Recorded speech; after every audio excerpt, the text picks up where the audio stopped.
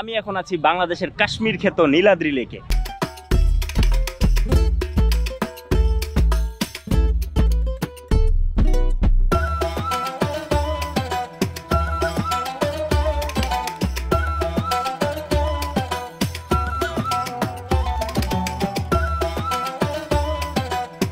লাকমাছড়ার যে ঝর্ণা থেকে পানি নেমে আসে, বড় একটা ঝিরি, অসাধারণ রিফ্রেশমেন্ট দিচ্ছে। লাকমাছড়ার অসাধারণ ভিউ।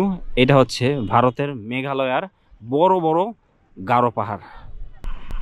ওই যে দূরে হয়তো আপনারা গোপ্রোতে ক্লিয়ারলি দেখতে পাবেন না, সব হচ্ছে মেঘালয়ের পাহাড়। মেঘালয়ের যত গারো পাহাড়গুলো আছে আমাদের বর্ডার সাইডে সবগুলো দেখা যাচ্ছে। এই জায়গাটা, এই সম্পূর্ণ জায়গাটা আমাকে নেপালের পোখরার ফেওয়া লেকের একটা অথেন্টিক ভাইব দিচ্ছে। যদিও ওগুলো গ্লেশিয়ার পাহাড় না, যদি এটা গ্লেশিয়ার পাহাড় হতো তাহলে আমি নিঃসন্দেহে বলতে পারতাম যে এটা হচ্ছে বাংলাদেশের Phewa lake. So viewers,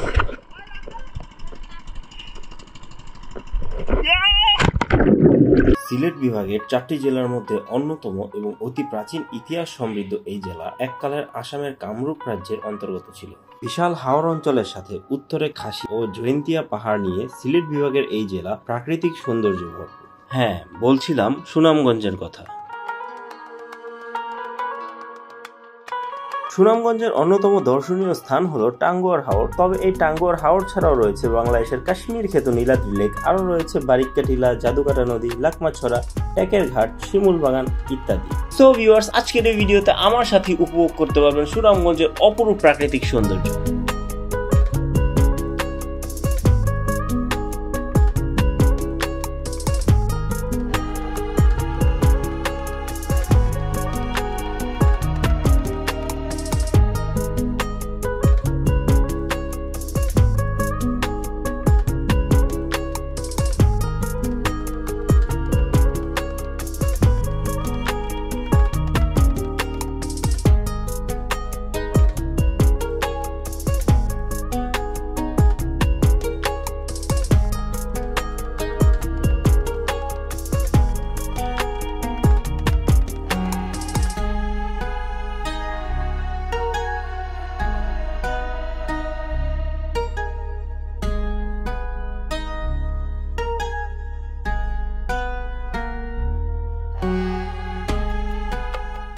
so viewers, এই হচ্ছে টাঙ্গুয়ার হাওর, বাংলাদেশের দ্বিতীয় বৃহত্তম মিঠা পানির জলাভূমি এবং এই টাঙ্গুয়ার হাওর প্রায় 100 বর্গ কিলোমিটার এরিয়া জুড়ে অবস্থিত। মূলত এই টাঙ্গুয়ার হাওরটি সব মিলিয়ে ছোট বড় 52টি হাওরের সমন্বয়ে একটা হাওর এবং টাঙ্গুয়ার হাওরের এই প্রাকৃতিক সৌন্দর্য যে কাউকে অনায়াসে মুগ্ধ করে দেবে।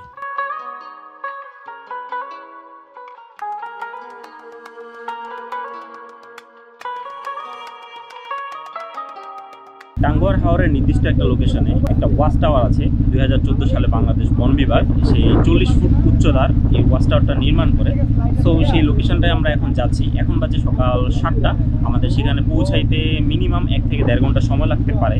সো সেখান থেকে কিছু অথেন্টিক ভিউ পাওয়া যায় এবং সেখানে বোট রাইড করা যায়, গোসল করা যায়।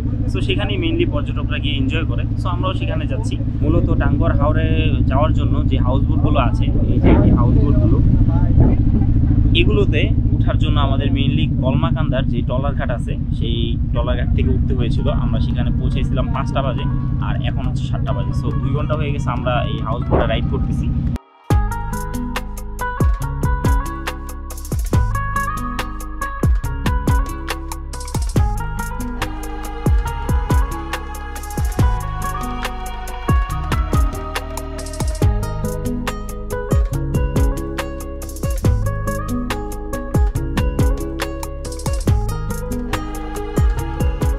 মূলত এই হাউস বোটে হচ্ছে সকাল এবং দুপুরের খাবারটা হবে, বাট যাত্রাপথে অর্থাৎ ওয়াচ টাওয়ারে যাওয়ার আগে এখানে একটু ব্রেক দিছে। এই জায়গাটায় এখানে একটা ছোট্ট বাজারের মতো আছে, এখান থেকে শুকনা খাবার, চিপস, পানি এটসেট্রা এটসেট্রা এগুলো নেওয়ার জন্য ব্রেকটা দিছে আর কি। সো এখন আমরা সকালে নাস্তা করিনি, এখন বাজে হচ্ছে 8টা। 1 ঘন্টা হয়েছে, ওই আমি আমার লাস্ট ব্রিফিং দেওয়ার 1 ঘন্টা হয়েছে আর কি। সো এখনও নাস্তা আমাদের দেয়নি। নাস্তা দিবে হচ্ছে ভুনা খিচুড়ি আর হচ্ছে ডিম, এটাই দিয়ে থাকে ট্যুরে। সো শুকনা খাবার, চিপস, তারপর হচ্ছে পানি এটসেট্রা আপনারা নিয়ে নিতে পারবেন এখান থেকে। সো এগুলো ক্যারি করে আনার কোনো প্রয়োজন নেই। সেগুলো নেওয়ার জন্য একটা ব্রেক দেয়, 10 মিনিটের ব্রেক আর কি।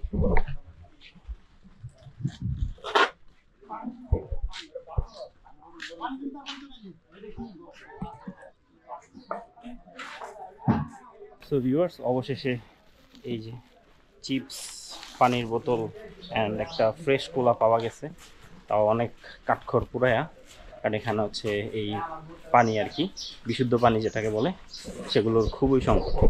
টিউবওয়েল আছে, খালি বোতল থাকলে হচ্ছে টিউবওয়েল থেকে সেই পানি আপনি নিয়ে নিতে পারবেন। ভিউয়ার্স, ট্রলার আটকে গেছে, তো আমাদের অনেক ট্যুর মেম্বার্সে নামতে হয়েছে। স্পিডে জোরে,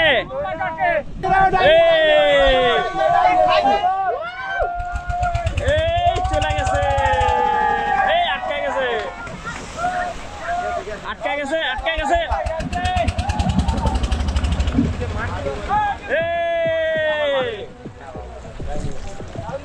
সাকসেস, চলে গেছে।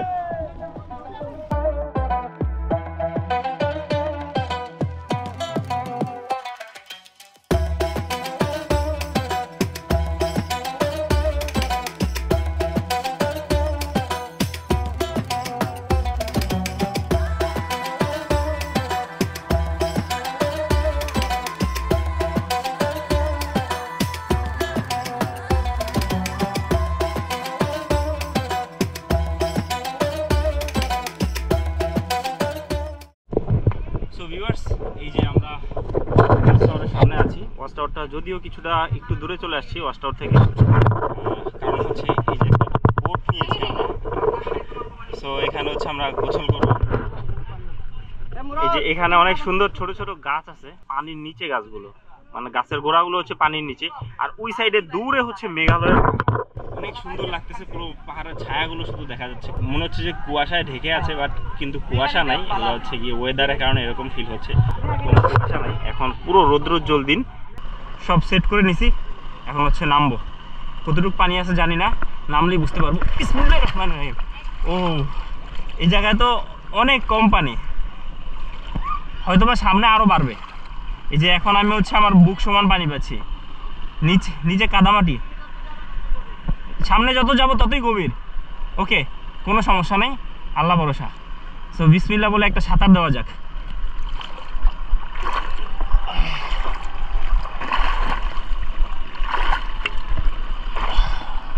ভিউয়ার্স, সাঁতরা যেতে সেই মজা লাগতেছে, বাট আমি অনেক গভীরে চলে আসছি।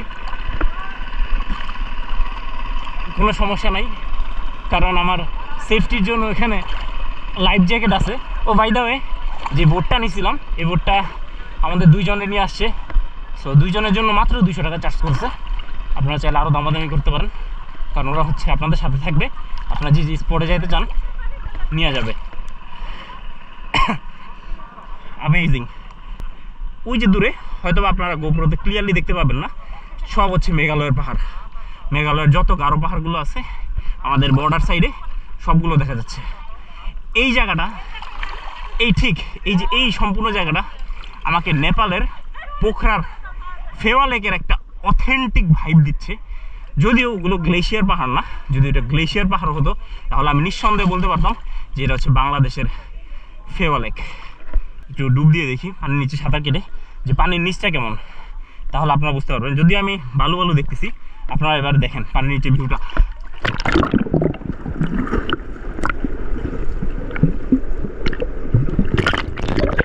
সো ভিউয়ার্স, কতটুকু দেখতে পেলেন?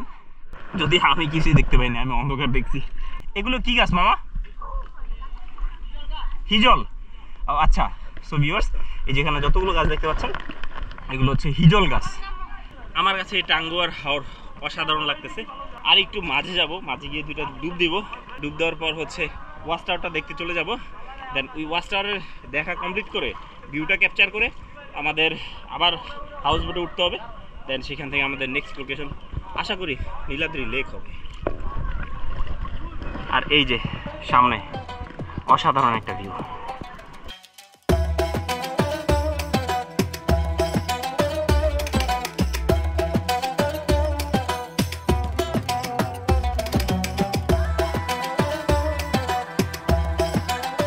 ভিউয়ার্স, হিজল গাছটা দেখা হিজল গাছের উপর থেকে লাফ দিতে মন চাইতেছে। বানরের মতো আগে উঠতে হবে আমাকে।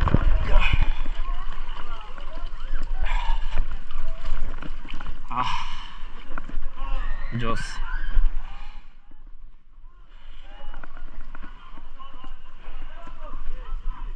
অনেকটা উপরে চলে আসছি, এখন জাম দেই, যদিও এখানে পানি কম।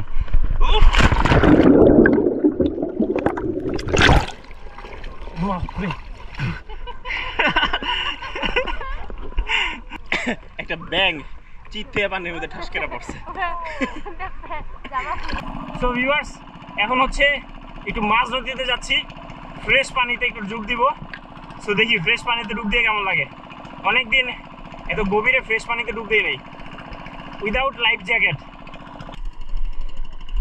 সো ভিউয়ার্স,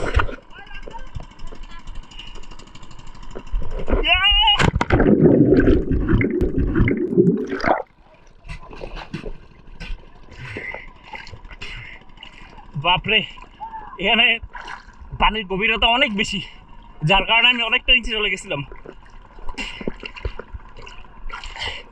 এখন হচ্ছে আমার নৌকা ধরতে হবে।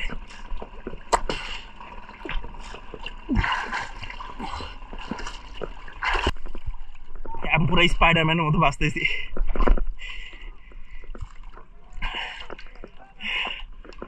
ক্যামেরাটা আপনাদের হাতে নিয়ে দেয় স্পাইডারম্যান। চলেন মামা।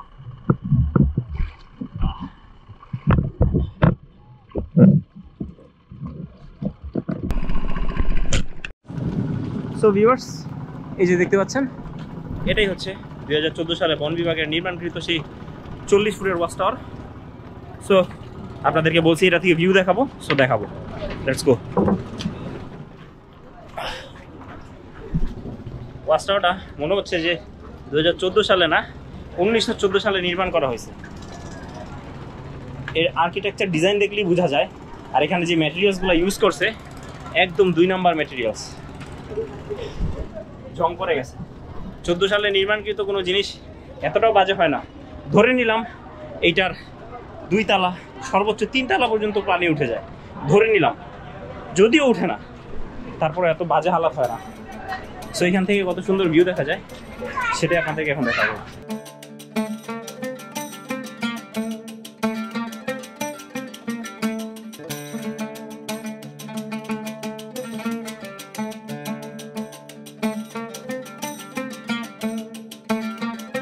সো ভিউয়ার্স, এখন আমাদের হাউস বোটে ফেরা যাক।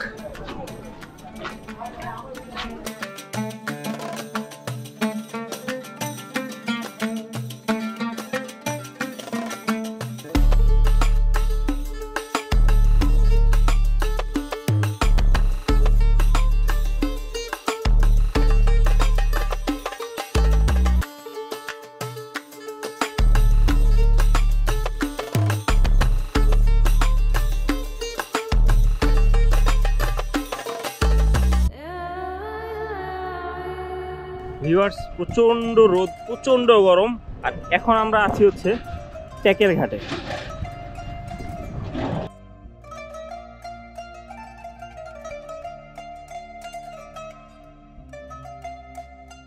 সো ভিউয়ার্স, ট্যাকের ঘাট থেকে সোজা চলে যাচ্ছি লাকমাছড়া অটোতে করে। এক অটোতে আমরা 7 জন উঠছি। সো এখান থেকে এইভাবেই মেবি যায় আর কি, যদিও আমি ফার্স্ট টাইম যাচ্ছি। সো দেখি লাকমাছড়াতে ঝর্ণা আছে বললো, ঝর্ণার পানি কেমন সেটাও দেখাবো আপনাদেরকে। সো ভিউয়ার্স, এখন আমি দাঁড়িয়ে আছি লাকমাছড়াতে, এই যে লাকমাছড়া, আর এখানেই ঝর্ণাটা আছে, বাট কোন দিকে আছে সেটা আমি জানি না, পানি দেখা যাচ্ছে। সো ঝিরিপথ ধরে ধরে যদি এগোতে থাকি তাহলে হয়তো ঝর্ণাটা পেয়ে যাব। আর 2 পাশে ইন্ডিয়ান মেঘালয়ের বিশাল বিশাল পাহাড়।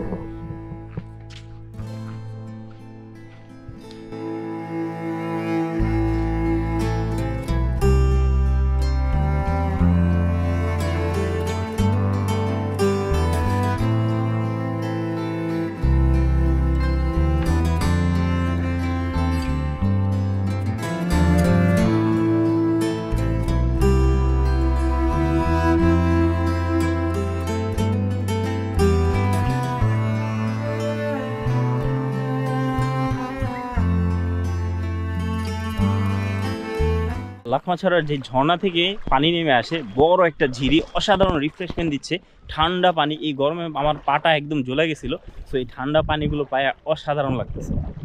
এই যে লাকমাছড়ার অসাধারণ ভিউ। এটা হচ্ছে ভারতের মেঘালয়ার বড় বড় গারো পাহাড়, খুব সুন্দর ভিউ। লাকমাছড়াতে আজকে অনেক বেশি পর্যটক এসেছে, কারণ আজকে ছিল হচ্ছে ফ্রাইডে। আর আজকে যে পরিমাণ গরম পড়ছে, গরমের কারণে মানুষের জীবন অতিষ্ঠ হয়ে গেছে। সো সেই গরম থেকে বাঁচার জন্য একটু ঠান্ডা পানিতে চিল করে নিচ্ছে সবাই। এটা বেসিক্যালি হচ্ছে যে ঝর্ণা থেকে নেমে আসা ঝিরির পানি। সো পানিগুলো অনেক ঠান্ডা। এই লাকমাছড়ার অসাধারণ সৌন্দর্য উপভোগ করার পর এখন আমরা চলে যাচ্ছি নীলাদ্রি লেকে। আমি এখন আছি বাংলাদেশের কাশ্মীর খ্যাত নীলাদ্রি লেকে। এই নীলাদ্রি লেক সুনামগঞ্জ জেলার তাহিরপুর উপজেলার উত্তর শ্রীপুর ইউনিয়নে অবস্থিত। এককালে এই নীলাদ্রি লেকে প্রচুর পরিমাণে চুনাপাথর পাওয়া যেত। সর্বপ্রথম 1940 সালে এখান থেকে চুনাপাথর উত্তোলনের কাজ শুরু করা হয় এবং সর্বশেষ 1996 সালে কোনো না কোনো কারণবশত এই চুনাপাথর উত্তোলনকে বন্ধ করে দেওয়া হয়। এখন এটা একটা পর্যটন স্পট।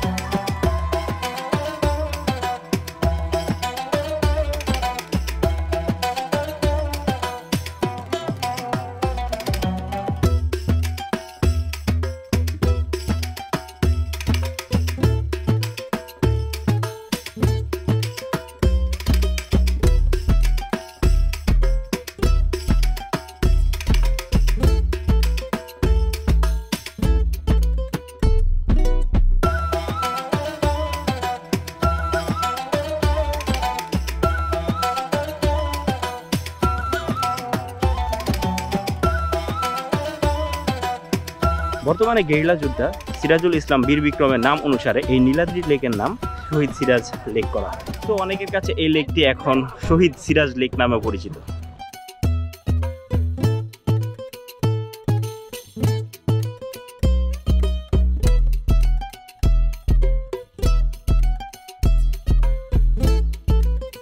সো ভিউয়ার্স, আজকের ভিডিও আপনাদের কাছে কেমন লেগেছে অবশ্যই কমেন্ট করে জানাবেন। আর সময় স্বল্পতার কারণে বারিককাটিলা আর হচ্ছে জাদুকাটা নদী আপনাদেরকে দেখাতে পারছি না। সো দেখা হচ্ছে অন্য কোনো দিন নতুন কোনো ব্লগ নিয়ে, নতুন কোনো প্লেসে। সো ততক্ষণ পর্যন্ত সবাই ভালো থাকবেন। সবাইকে আল্লাহ হাফেজ এবং আসসালামু আলাইকুম।